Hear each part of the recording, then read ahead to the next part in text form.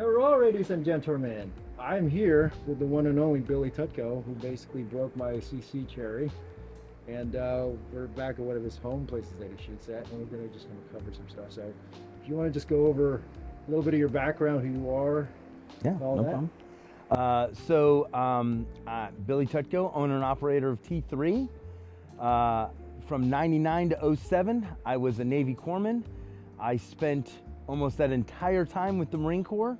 I did 3 deployments with the infantry, and then I was a formal instructor where I taught advanced trauma medicine and small unit tactics. I got out of the military. I went through law enforcement in North Carolina, did a bunch of different security work and stuff like that. Came back down to Florida, got a bachelor's degree in exercise science, sports medicine, did a bunch of personal training, some other security work. Went to work running one of the gun ranges here locally. Then I went to the School Guardian program, which is an awesome program in the state of Florida where every school has an armed guard or armed guards depending on how many students they have. And did that for 6 years and built the business. And then I got to where I was working about 80, 90 hours a week. So about a year and 3 months ago, I put my resignation in with the School Guardian program and I went to full-time teaching. And that's what I do now. So that's kind of my background, and that's what I do. Living the dream. Living the dream for sure. I'm living the dream. I help people a little bit with weights and strength training still, and do a lot of teaching, concealed carry, everything from the basics to basic safety, the safety rules, to shoot and move, draw from holster, rifle pistol transitions, stuff like that. Military type stuff. I help guys get ready for like law enforcement calls, or if they're going to like SWAT team or something like that, I'll help them get ready to go for that. So a little bit of everything. And You're kind of a man of the people. I try to be, I'll tell you what. And my youngest student's been 8, my oldest student's been 86. So a lot of males, females, whatever. And I love teaching, honestly. And I've put a lot into it over the years. I've taught a lot of medicine, I've taught a lot of firearms. So it's very important to me, and honestly, one of the greatest gifts I can give somebody is the ability for them to defend their self and their family. I was gonna say, one of the cool things that he actually told me today was, let's say, the justification for defending your life. And this is something I've been thinking about for some time. Mm-hmm. And the way that you framed it was actually really cool, because for me, from my very immature sort of perspective, it's just like, well, because I don't want the other guy to hurt me. But you actually put it in a way that really speaks to something bigger than just, defending yourself in the moment. And it goes a lot deeper. Can you kind of go into what it is that you said and specifically for, like, it's one thing for, it's like when it's a guy with a gun defending himself from another guy, but how do you justify that to like your stay-at-home mom or someone who has never really been in confrontational situations and isn't familiar with that? How do you give them the mental framework to say, this is a justified moment that I have to do this? Yes. So the thing that I want to relay to them the most is that they're not the ones that made the decision to commit the crime or to go after them, to rob them or to sexually assault them or whatever the situation is. That person has made that decision to do those things, and that person may have decided to take you away from everything you love and everything that depends on you. So it's not like trading one life for another life, right? And you're a law-abiding citizen. You're going about your business, doing your grocery shopping, going to the store, running and getting your kids something, or, coming out of the mall and you're on your way to your vehicle, and all of a sudden someone, assaults you, attacks you, and you don't know how far they're going to take it. It's not about you so much in that moment. It's about everything that depends on you, right? Like for me, it's about my wife.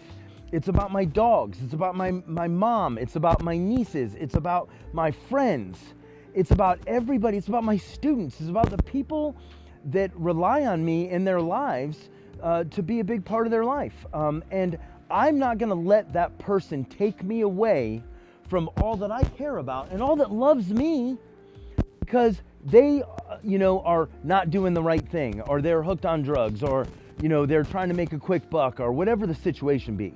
I'm not going to let them take me away from all of that. I have too much good to do in this world yet, teaching people and loving people and, just taking care of the people around me, to let somebody just take me away from them. That's really cool, because it takes it from just this situational thing where it's a one-on-one circumstance, and it turns it into almost, it gives someone in that moment a greater purpose. And you actually said something while we were on the range here. You said that it also ties into how motivated and dedicated you want to be when it comes to your training. Yes. And this is very important. And we talked about this, both of us. I concealed carry pretty much everywhere I go, everywhere that's lawful, right? So I don't drink. I don't drink out in public. I don't drink. I'm carrying a firearm. I'm here to stop a threat or something like that. I'm here to, save an innocent, myself, my family, or maybe a third party, right?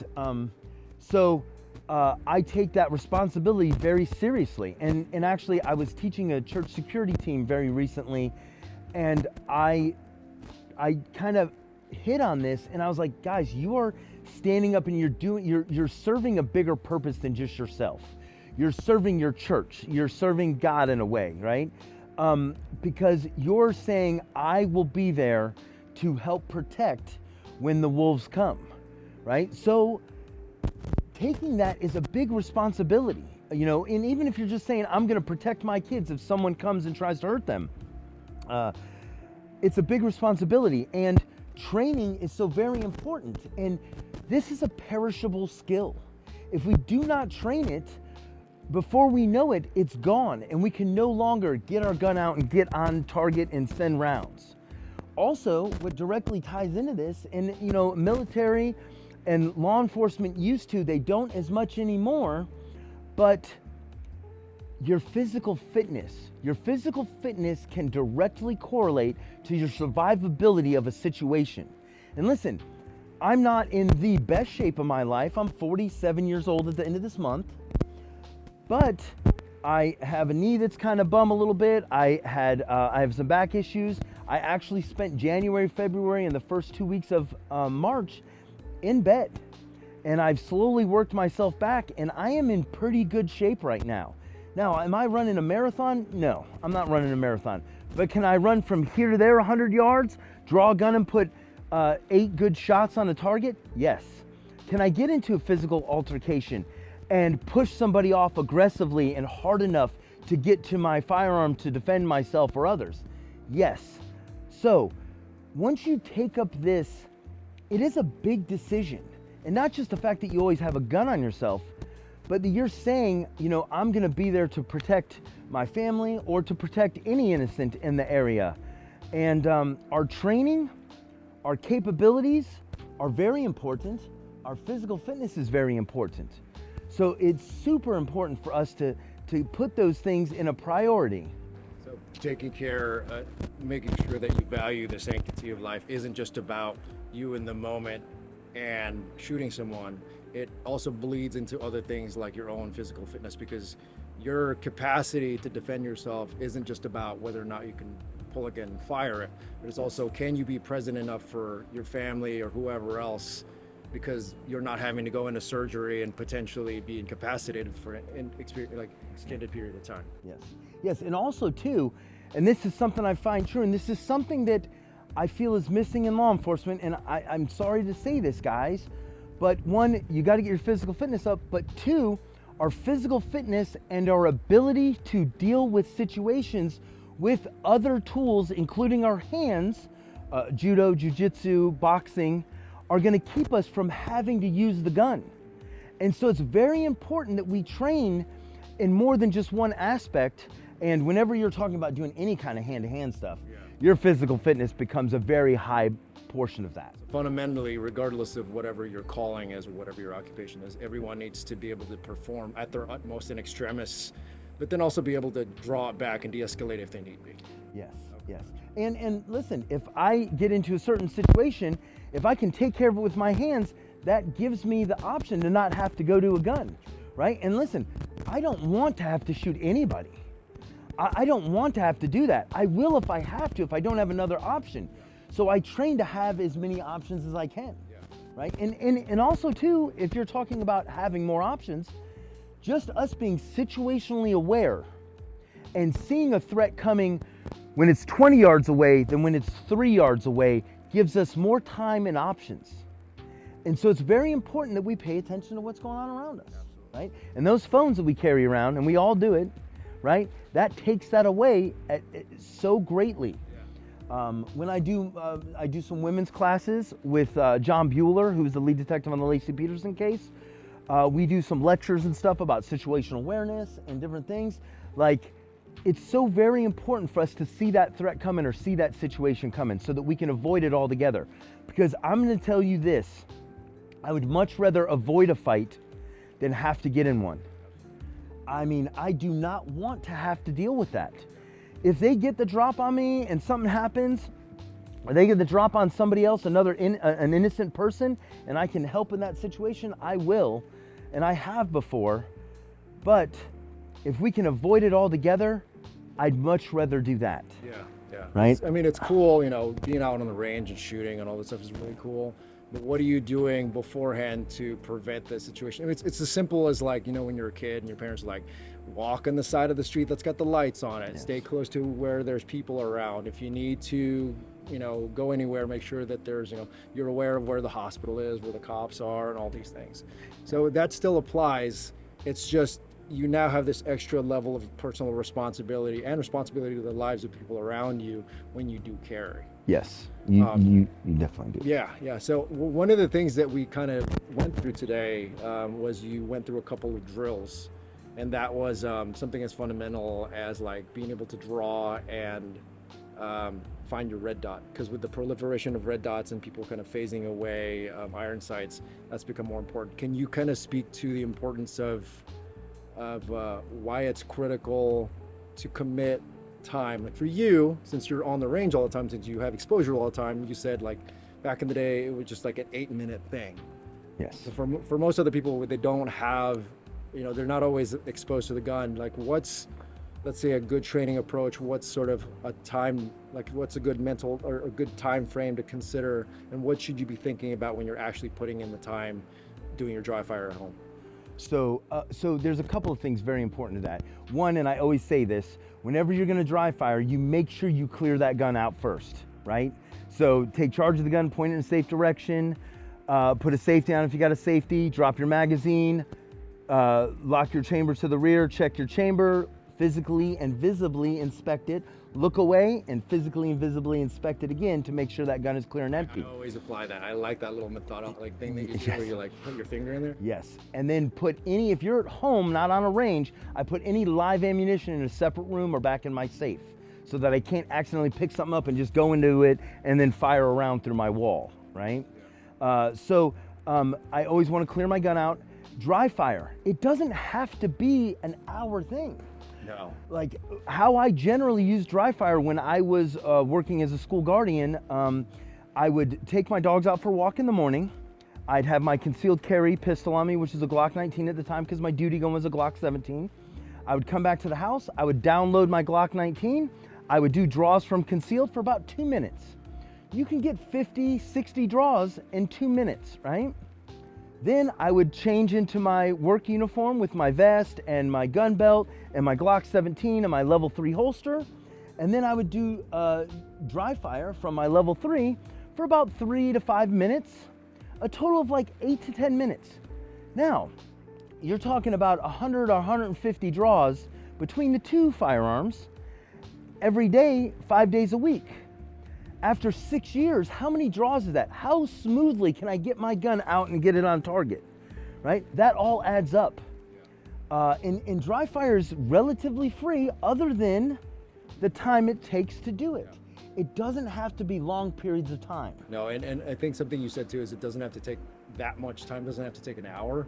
No. And I think part of that is the intentionality or how much focus you're driving into it is the most important focus. Thing. It's not just about the rote, like you're not just going through the motions and doing it. That's critical too to get the reps, but it's actually paying attention to what it is that you're doing to get better every time. And it doesn't require an hour. No, it doesn't. And what do we have to learn to tap into? Who is the best visualization athlete of all time? He would visualize, in basketball. Michael Jordan. Okay, there you go, Michael Jordan, right? He knew, and we didn't talk about this beforehand. No. Michael Jordan, right? He would visualize everything he did. So when I'm dry firing, I'm not just bringing the gun out and click and then, racking it and then click and then racking it and then click. I want to visualize me having to get that gun on target. And I want to prepare my body to deal with that recoil. It may not come, but I want to be putting my mind in that place where I may have to draw this gun in a defensive situation. And listen, I was doing this before I got ready to go to work, where I had 1,500 students and 150 faculty members. So, there's a possibility that day at work, I may be called upon to defend those students from an active shooter, and that was my job. Yeah. And so doing that little bit of dry fire in the morning is very important to keep our skills up and to keep our speed up. What's so important about speed? Are we acting or are we reacting as law-abiding citizens or law enforcement officers? Yeah, that's a really good point. We actually did a drill that you had picked up from Modern Samurai. And it does have a speed standard or a time standard that you have to meet. Can you speak on the importance of that? Yes. So the importance of speed is we got to know where we're at and we got to know what our capabilities are, right? And we're not going to be initiating things, especially civilians, right? We are generally going to have to react to someone doing something bad. I'm just going to the store to get gas or, milk for my wife or whatever, we need. And this guy's coming in here robbing this place, right? I'm not going in there talking about, I'm gonna go in there and shoot some guy that's gonna rob this place. I'm gonna have to react. So we're already behind the curve as civilians and a lot of times law enforcement. So we're going to have to be able to get that gun out and get it on target quickly, fast. Speed is gonna definitely be of the essence. And accuracy without speed or speed without accuracy, either way, you're in a whole lot of trouble. You're violating firearms rules, and you have to remember you're responsible for every bullet that leaves your gun, criminally, civilly, and emotionally.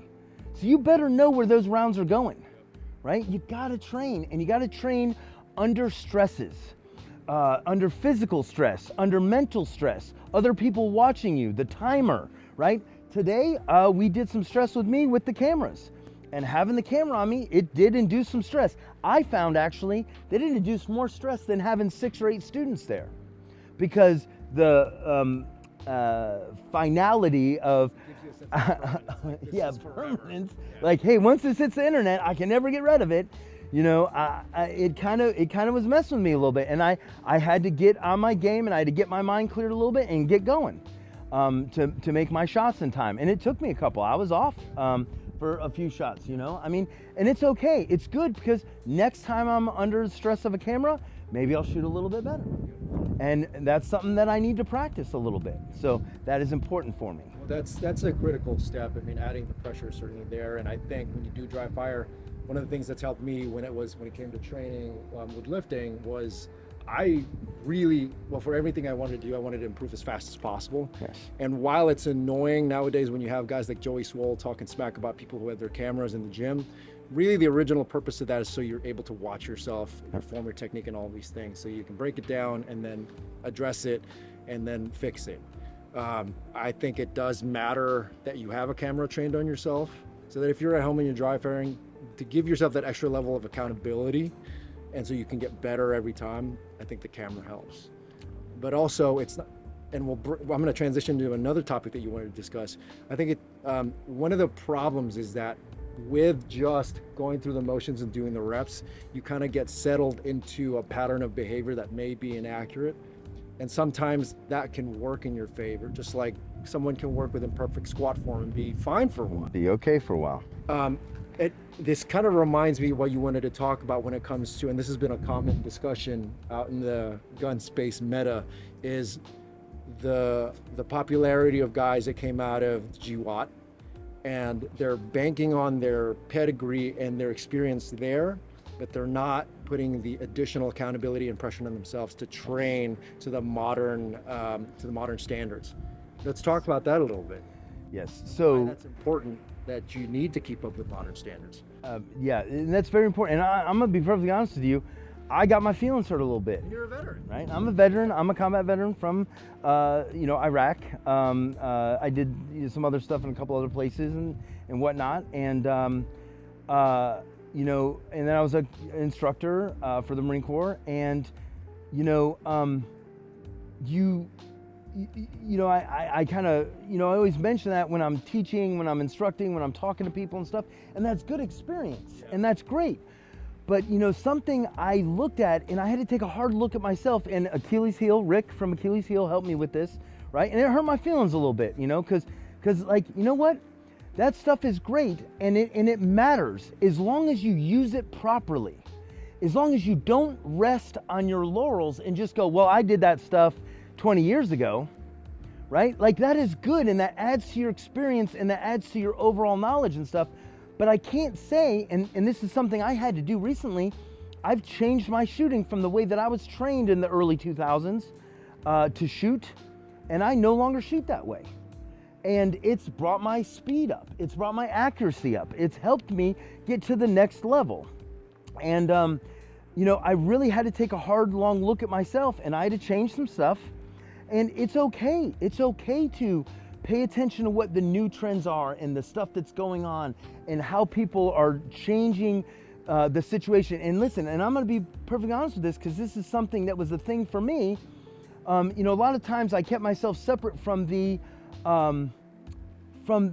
competitors that were just doing competitive shooting, because I felt like the accountability sometimes for their shots and stuff was not there. But meanwhile, I was over confirming constantly on all my shots, and I was not thinking about, hey, being behind the curve and having to react and having to get that shot fast on target and knowing where I'm at and what my capabilities were. And Rick from Achilles heel helped me with that in one of his classes, and really I've changed my shooting. I've changed some of my philosophy since then. And it has helped light a fire underneath the tushes, okay? And it has caused me to seek out more training and to continue to develop and to incorporate more competition. Competition is good. It's not the end all be all, but I don't think anything is the end all be all. That I'm a combat vet's not the end all be all. That I've been trained by law enforcement in North Carolina and in Florida is not the end all be all. That I did armed security is not the end all be all. That I'm an NRA instructor, that I'm a SIG instructor, whatever. Not all that's the end all be all, but it all comes together. And we have to continue our thirst to improve and for knowledge, and we have to continue to change with the times.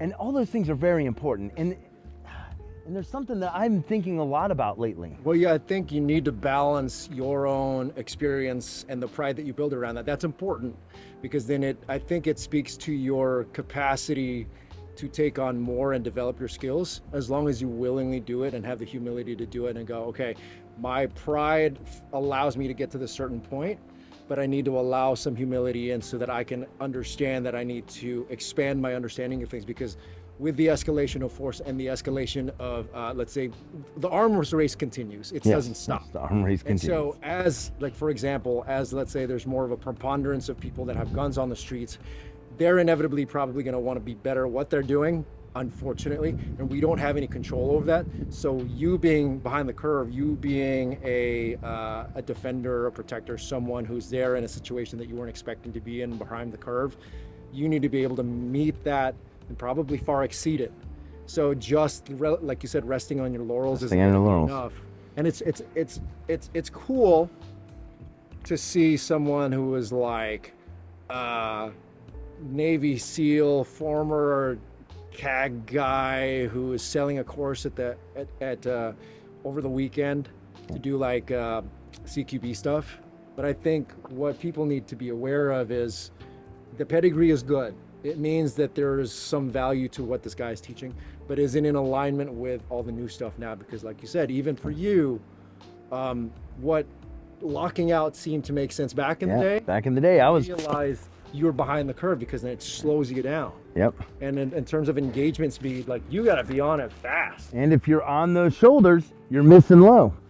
And listen, coming from, I've been a lifelong lifter. I started competing in strength sports in 1994. So, you know, I'm more tense, and that's something I've got to work on with my draw, with my speed, and, you know, old school here, I was, you know, putting those shoulders in, and then I'm missing low, right? And I mean, that changes, you know, from a chest shot to maybe a stomach shot, or maybe a miss altogether, you know? Yeah, so I mean, you have to adapt and continue to overcome and train, and you have to be humble, and that's something that I've looked back at, honestly, and I'm trying to you know, emulate being a little humble, obviously, and also continuing to train with as many people as I can, and keep myself up there with the newest stuff that's coming out. You know, honestly. I think people do have to take that level of scrutiny, even if you're just starting, taking the time. It's the same thing as you would do when it comes to anything as a consumer. Just because someone is selling you a BMW, it's not to say that you should take the time to figure out, what do I need to know about BMWs? What are the pluses, minuses? What are the pitfalls? What are the expenses I might have to deal with? Just because it has the pedigree of being a BMW, it's not to say that it doesn't have its faults. And that may be the worst BMW they ever made. Exactly. You might be landing on a lemon, and that like run of BMWs for that model year is probably awful. And the same could be said that just because someone was a former Green Beret, Navy SEAL, CAG operator who was at the GWAT, they may have been part of an operation. This was an interesting one. Just because they were part of an operation, it's not to say that they were at the head of the line kicking the doors. Yes. They may have been just support. Yep. You know, they could have just been standing by, just as backup.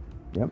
And just because they can claim that they were part of this operation or whatever it is, and they have the ribbon to show it, it's not to say that they were actually active in doing stuff. So you have to do your due diligence. So like, how does that apply to me as a mom of 3 kids at the store? Like, your pedigree isn't going to do me any good because you maybe hung out as a, you know, part of the backup posse for some operation in Iraq, but like, I'm a mom at the grocery store, there's a guy like holding the place up.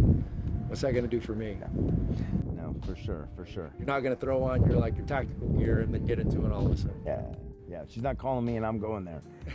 You know, we got SWAT teams for that. Yeah. Anything else you want to kind of go over before we wrap it up? One more thing that I do want to say, because, and listen, this is just a personal thing of mine. Listen, SEALs, CAG guys, you know, Green Berets, all those guys, you guys are cool. You guys do a lot of cool stuff and all that. But, you know, something that I kind of just, you know, I spent some time with the Marine Infantry, and I've been around some Army Infantry guys that were good to go, hard chargers, getting stuff done. And, you know, just don't forget those guys, man. They live a terrible existence, and they go through some of the most hardcore stuff. I wasn't there, but like Fallujah is a good example of that. Those guys were kicking doors and just taking names and just doing the dirtiest, nastiest fighting that's happened on this planet in years. And so, you know, don't forget about those Marine Infantry guys, those Army Infantry guys that are kicking doors and getting stuff done when it comes to, you know, military service and stuff. Like, don't get me wrong, all the Special Forces guys, they're cool and they do a lot of crazy stuff. But man, I'll tell you what, man, those infantry guys, I got a lot of respect for them. They do I've seen them do a lot of amazing stuff, and just be hard, and just live a hard life to serve their country, and the hard stuff that I've seen them do for their brothers. And I just want to give a shout out to those guys that were the infantry guys that a lot of times everyone forgets, that are just always talking about, you know, the Spec Ops guys and stuff.